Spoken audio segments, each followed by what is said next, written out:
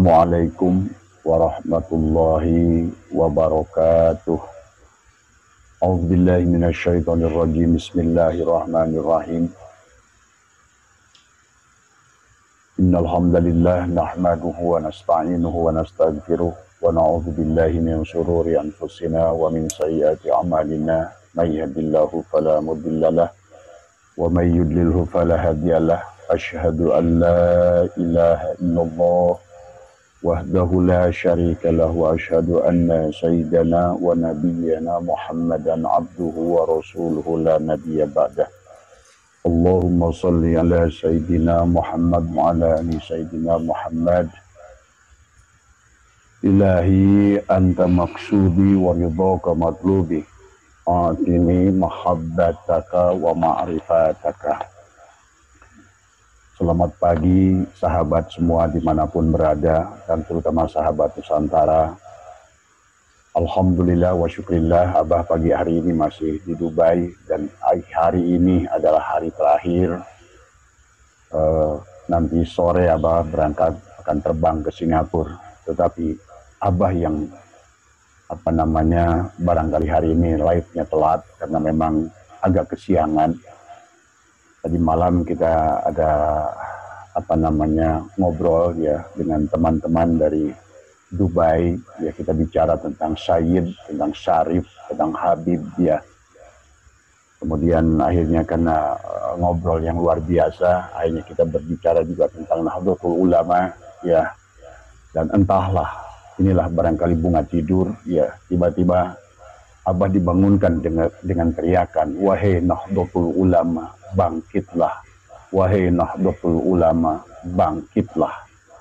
Nah ini yang Abah dengar ya, yang sangat begitu kuat. Ternyata Abah bangun itu adalah sudah pagi ya, agak kesiangan sholat subuhnya sahabat ya. Tetapi kemudian karena setelah sholat subuh Abah terngiang-ngiang ya, karena dulu pernah membaca di Robitoh Alawiyah tentang tulisan ya, bahwa bagaimana dahsyatnya Ba'alwi ini ya. Dan Abah Sawit tadi hampir setengah jam men-searching kembali di situs Robitoh Alawiyah ya, ternyata dari majalah ketemu adalah majalah Robitoh Alawiyah jilid terbitan ke-8 ya, jilid pertama ya, bulan Rabiul Awal 1347 Hijriah, yang ditulis oleh Al-Habib Alwi-Thohir Al-Haddad ya. Suaranya begitu kuat ya sahabat, entah apalah suara yang begitu kuat, apakah mungkin karena sedikit kekhawatiran Abah kepada Nahdlatul Ulama ya, yang seharusnya Nahdlatul Ulama itu namanya juga Nahdoh ya. Nahdoh itu adalah kebangkitan para ulama. Kalau seandainya mungkin barangkali dari kata ulama, karena mereka memiliki ahli ilmu ya. Ilmu dari kata jelas orang-orang Nahdlatul Ulama adalah orang-orang yang berilmu. Jadi pada saat Nahdlatul Ulama, orang yang berilmu dikuasai oleh orang yang tidak berilmu, inilah sebuah kebahayaan tadinya. Dari kata ilmu alima ya'lamu ilman wa ma'laman fahuwa alimun ya, wa dzaka ma'lumun. Jadi orang yang berilmu itu sudah maklum, seharusnya harus maklum mana Ba'alwi, mana Alawiyin. Jadi kalau menurut Abah, Nahdlatul Ulama didirikan sebagai kebangkitan daripada ahli ilmu. Berarti orang-orang yang sudah fahuwa alimun wadaka ma'lumun, adalah sangat maklum dalam segala aturan-aturan agama ya. Tetapi pada saat justru Nahdlatul Ulama sudah dikotori oleh orang-orang yang apalagi sekarang sudah masuknya adalah orang golongan G ke dalam Nahdlatul Ulama, maka disinilah barangkali kenapa para sahabat semua sekarang begitu lemah Nahdlatul Ulama untuk meluruskan. Padahal Nahdlatul itu adalah kebangkitan para ulama. Sementara mereka dari kelompok Habib ini adalah kebanyakan adalah tidak berilmu, kebanyakan ya. Maka barangkali semalam saya ngobrol dengan teman-teman dari Dubai ini, kemudian kita pun berdiskusi tentang Nahdlatul Ulama, sampai saya mendengar seolah-olah sedang duduk di halaman rumah, tiba-tiba ada di langit itu menggelegar gitu dalam mimpi saya. Tapi nggak usah diperhatikan karena ini mimpi ya sahabat. Tetapi mungkin barangkali karena saya berpikir tentang betapa sekarang Nahdlatul Ulama itu begitu lemah dan dikuasai oleh orang-orang yang bodoh malah tadi. Padahal Nahdlatul Ulama kebangkitan para ulama, kebangkitan ilmu. Tadi alima ya'lamu ilman wa ma'laman fahuwa alimun wa dzaka ma'lumun. Maklum, orang-orang yang sudah maklum dalam hidupnya. Orang-orang yang sudah maklum dalam urusan itu. Kalau sudah maklum itu berarti sudah apa namanya isi maf'ul, maklumun berarti sudah luar biasa tadi semua ya. Kan mustahil orang yang sudah maklumun, yang maklum dikuasai, ada dikendalikan oleh orang-orang bodoh ya tadi semua. Nah, yang ingin juga disabarkan di sini, wahai Nahdlatul Ulama, sadarlah bahwa Alawiyin itu bukan Ba'alwi. Ba'alwi itu bukan Alawiyin.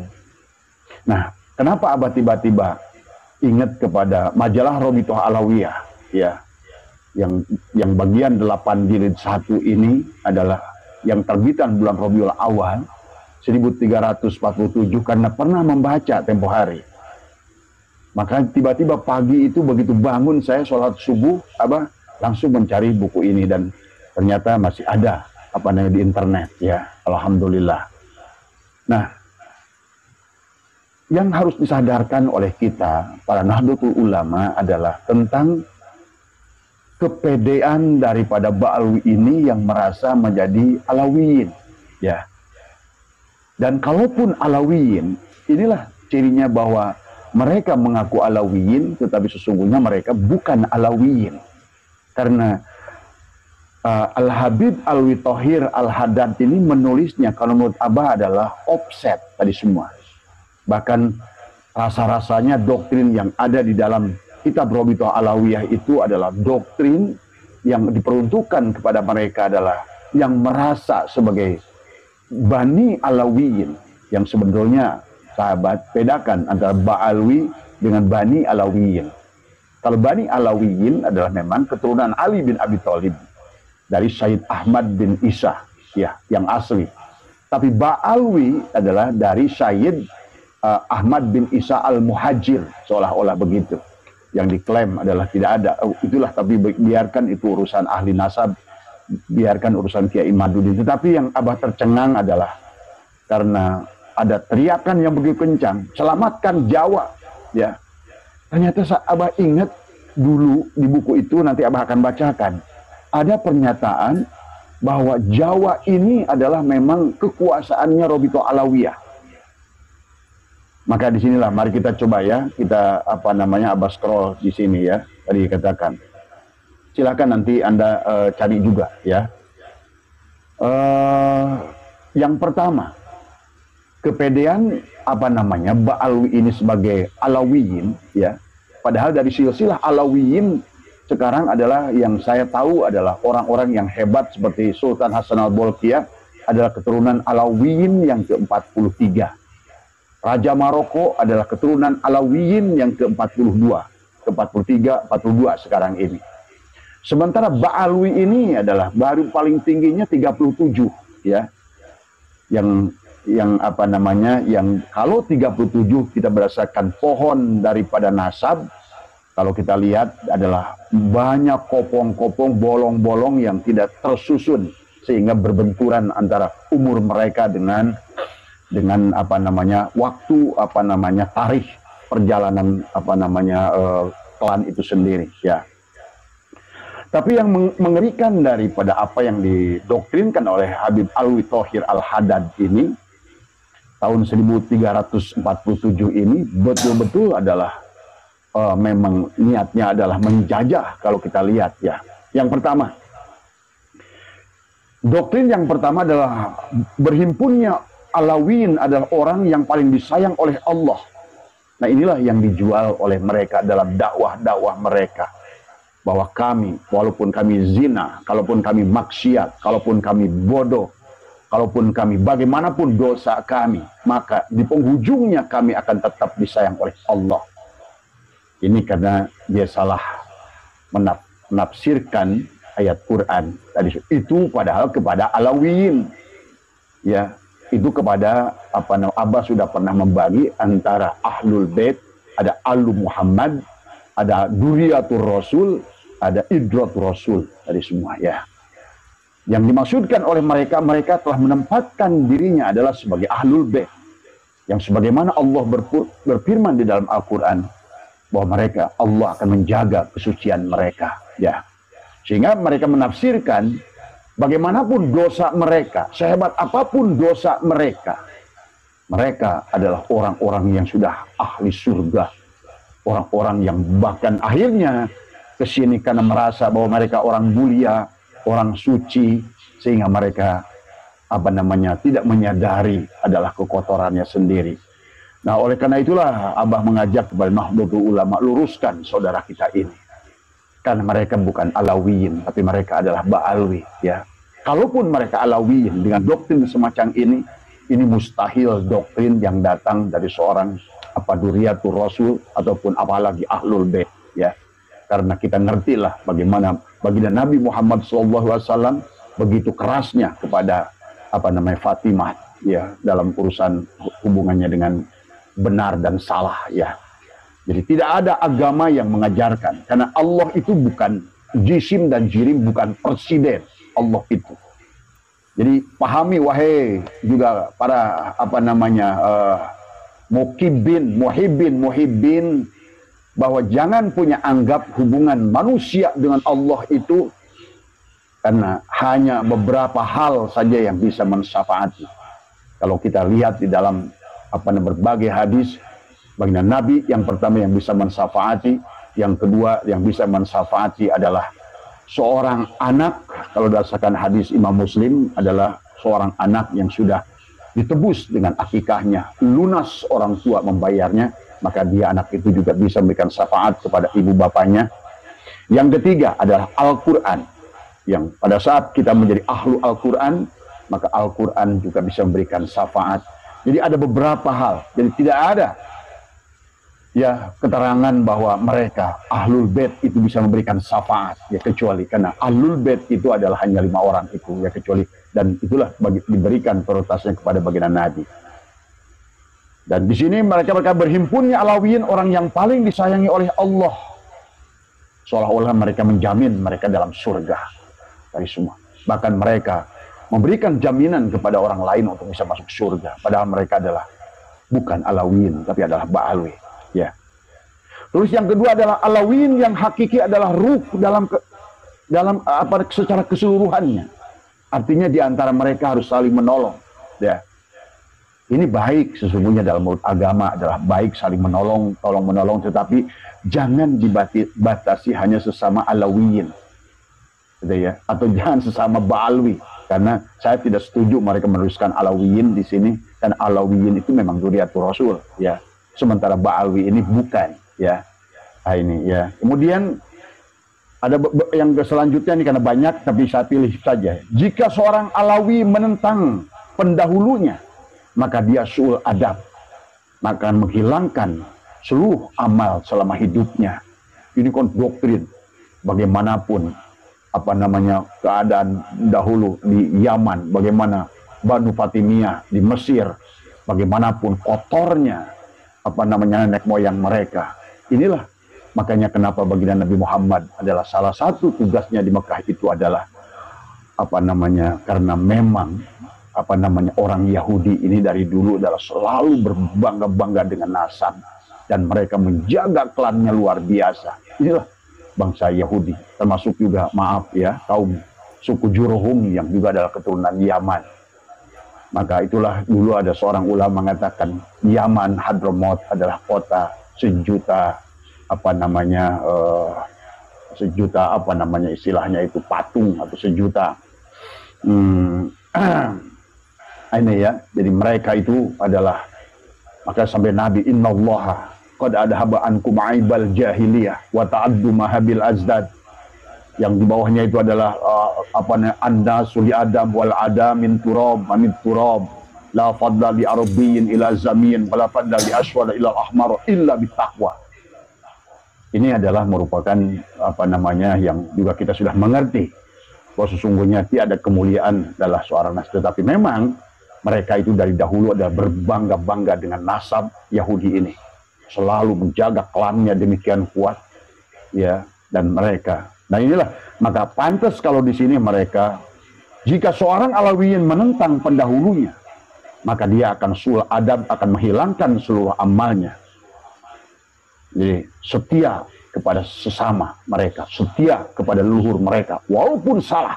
Tuh kan doktrinnya. Inilah ya sesungguhnya, inilah yang membuat mereka tidak akan pernah menyadari kesalahannya. Karena walaupun salah, mereka harus saling bela. Walaupun salah, mereka harus saling selindungi. Karena doktrinnya ya demikian. Kemudian jika Alawiyin ada berpegang kepada kafa'ah, kalau Alawiyin tidak berpegang kepada kafa'ah, maka sudah jatuh akhlak mereka dari dahulu. Inilah juga tentang kafa'ah yang dulu sampai Abah bersumpah, kalau seandainya Nabi Muhammad membenarkan cara kafa'ah mereka, saya berhenti dari umat baginda Nabi Muhammad dulu. Karena giroh Islam, semangat Islam tidak demikian. Giroh Islam tidak demikian. Giroh yang dibawakan Rasulullah, hadis juga tidak demikian. Karena kafa'ah yang disampaikan oleh mereka ini adalah kafa'ah yang menurut saya adalah bagaimana ingin apa namanya kaum Yahudi ini adalah mereka tidak mau bercampur dengan klan yang lain. Sebetulnya lebih ke situ. Adalah mereka menjaga bahwa mereka tidak boleh, dalam bahasa mereka Habibah itu menikah dengan Ahwal ya. Bahkan kalaupun dijelaskan di dalam buku Rabitoh ini, jika Alawiyin apa tidak berpegang apa namanya tidak Alawiyin tidak berpegang kepada kafa'ah, maka sudah jatuh akhlak mereka dari dahulu. Bahkan mereka dikatakan barang siapa apa namanya menikah Habibah dengan pribumi Ahwal, maka dosanya tidak terampuni. Ya, dosanya tidak terampuni. Ini tidak ada dalam Islam. Nabi Muhammad tidak pernah berkata demikian kepada putrinya.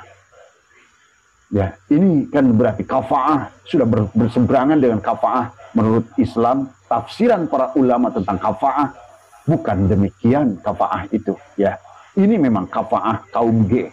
Ya, kafa'ahnya mereka untuk mempertahankan klannya. Ya sahabat, jelas ini adalah rasis. Ya, tidak boleh. Bahkan kalaupun sekalipun mereka berhasil mengembalikan keperawanannya, ini luar biasa. Pribumi, maka dosa yang tidak terampuni walaupun bisa mengembalikan keperawanan. Ini doktrin. Tidak ada semangat Islam, tidak ada giroh adalah Islam agama rahmatan lil alamin. Tidak ada giroh bahwa sesungguhnya kita adalah umat yang satu.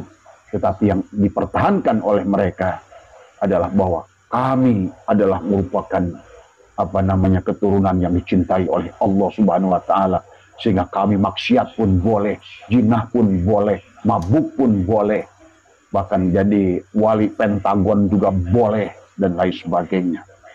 Dan inilah yang kita lihat dalam kasus-kasus belakangan di mana mereka yang Habib ini, yang si A, si B, si C, selalu korbannya dikatakan siapa yang mau bersetubuh dengan mereka itulah syafaat. Ya, kasus Habib Aji, kasus Rifki, semua sama. Ya, intinya mungkin juga apa namanya dengan Firja Hussein tadi semua dulu ya. Jadi inilah ya, wahai Nahdlatul Ulama, bangkitlah, karena Anda adalah Nahdlatul tadi semua yang sudah maklum bahwa alimun wadaka ma'lumun, ayo bangkit. Kalau sebaliknya kalian yang hancur, maka berarti hancurlah Islam Nusantara. Dan perhatikan oleh kalian, trik-trik mereka sekarang sama dengan trik-triknya Sono Horgronya. Ya, Mereka mulai menikahkan anak-anaknya dengan kiai-kiai senusantara, ya, di seluruh wilayah Indonesia dari sini. Ya. Mereka menikahi. Dan ini terpasungnya Rois Am kita juga karena beliau punya menantu seorang Habib. Ya, ini pahami ya.